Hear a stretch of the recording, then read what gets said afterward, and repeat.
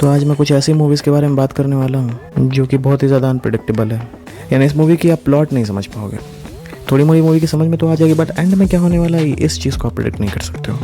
Number 1, knifes out. Knifes out movie 2019 की mystery और thriller movie है, जिसकी स्टोरी कुछ इस प्रकार है कि अर्नोल्ड थॉमे की मौत, यानी अर्नोल्ड थॉमे नाम का एक बंदा होता है जिसका मौत हो जाता है और उसके बाद उसके आसपास बहुत ही ज़्यादा मिस्ट्री टाइप का कंडीशन क्रिएट होने लगता है, जिसे हम हिंदी में कह सकते हैं परिस्थितियाँ जो बहुत ही ज़्यादा रहस्यमयी हैं। तो बेनोइट ब्लैक नाम का एक बहुत ही अच्छा स्पाई होता है, वो इसकी जांच करता है, लेकिन सच्चाई को बाहर निकालने के लिए ब्लैक को झूठ और अफवाहों के जाल से अपने आप को खंगालना पड़ता है। अब जैसा कि मैंने बात आपको बोला, वो थोड़ी मोड़ी आपको समझ में आई भी होगी और नहीं भी होगी, इसीलिए मूवी को देखना एंड तक, तभी आपको समझ में आएगा। इस मूवी की IMDb रेटिंग 7.9 की है, जो आपको ग्रिटी, मिस्ट्री, थ्रिलिंग और सस्पेंसफुल टाइप का वाइब्स दे सकती है, जिसे आप Amazon प्राइम पर वॉच कर सकते हो। Number 2, 12 monkeys. अगर 12 मंकीज़ को हिंदी में बोला जाए तो कुछ ज़्यादा ही फनी साउंड करेगा।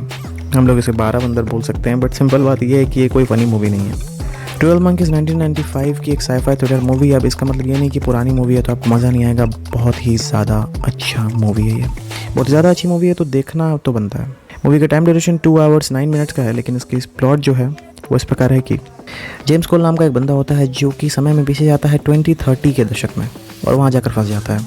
लेकिन एक बात और है कि जेम्स को एक मिशन के लिए तैयार किया गया है जो उसे 1990 में वापस भेज देगा जब उसका मिशन कंप्लीट हो जाएगा। वहाँ पहुँचकर उसे एक उभरती हुई प्लेग के बारे में जानकारी इकट्ठा करना पड़ता है, जो अधिकांश दुनिया की आबादी खत्म करने वाला है, यानी प्रेजेंट अर्थ में, यानी सिंपल बात है 1990 के दशक में। और जब 1990 में ही खत्म हो जाएगा तो भाई 2030 कहाँ से आएगा। मतलब जिस टेक्नोलॉजी की उसे तलाश है वो उसे 2030 में ही मिलेगी। लेकिन यहाँ टाइमलाइन का बहुत ही ज़्यादा गंदा उपयोग किया गया है। सिंपल बात यह है कि अगर 1990 में कोई घटना घट गई होती तो 2030 आता ही क्यों? मतलब आता, लेकिन अगर दुनिया ख़त्म हो गई होती तो 2030 में ह्यूमंस नहीं होते, लेकिन 2030 में थे। आई नो थोड़ी बहुत समझ में आई होगी, लेकिन तब पर बात है कि मूवी बहुत ही ज़्यादा सस्पेंसफुल वाइब्स देती है आपको और एज वेल एज अनप्रेडिक्टेबल भी है। इस मूवी को golden global award for the best actor मिल चुका है, यानी जो इसके एक्टर हैं। और इस मूवी को Amazon प्राइम पर वॉच कर सकते हो और जियो सिनेमा पर भी वॉच कर सकते हो।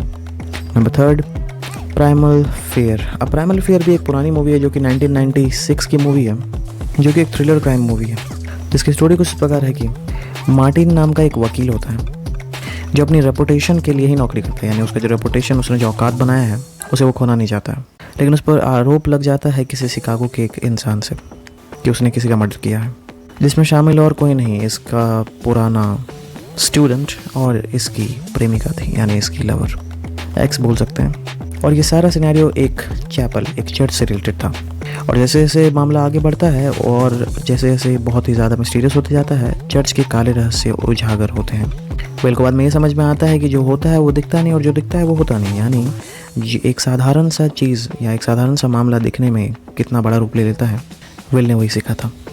इस मूवी को IMDb रेटिंग 7.7 की मिल चुकी है, जिसको और इस मूवी के एक्टर को भी golden global award of the best supporting actor in motion picture मिल चुका है। और इस मूवी को भी आप Amazon प्राइम पर वॉच कर सकते हो। Number 4, gone baby gone. अब ये मूवी 2007 की एक थ्रिलर मिस्ट्री मूवी है जो कि पूरी तरीके से सस्पेंसफुल और अनप्रेडिक्टेबल से भरी हुई है, यानी अनप्रेडिक्टेबिलिटी। अब इस मूवी की स्टोरी कुछ इस प्रकार है कि बॉस्टन में एक हेलन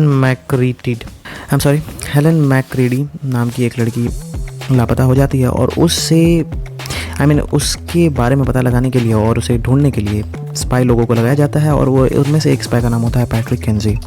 अब जैसे जैसे उस लड़की के बारे में पता लगाने के लिए निकलता है, उसी तरीके से 76 आवर्स हो जाते हैं। अब लोग समझते हैं कि ये भी खुद लापता हो चुकी, पता नहीं क्यों लोग ऐसा समझते हैं, भाई स्पाई है वो तो लापता तो होगा ही। बाद में पैट्रिक को कुछ ऐसा पता चलता है कि जिस इंसान को वो बचपन से जानता है उन्होंने ही ये सब कांड किया। अब वो कौन थे आपको इस मूवी को जानने के लिए मिलेगा। मूवी की स्टोरी बहुत ही ज़्यादा गजब है यार, मतलब देखना इस मूवी को एंड तक देखना, पूरी अच्छी तरीके से समझना।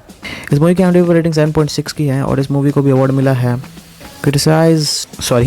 Critics choice movie award for the best supporting actress, यानी एक्ट्रेस को मिला है। और इस मूवी को भी आप Amazon प्राइम पर वॉच कर सकते हो। तो हाँ, मूवी इसके बारे में तो मैंने आपको बता दिया है और वीडियो एंड हो चुकी है। तो चैनल को लाइक कर देना, चैनल को सब्सक्राइब कर देना और कमेंट करना मत भूलना। मिलते हैं नेक्स्ट वीडियो में, तब तक के लिए बाय।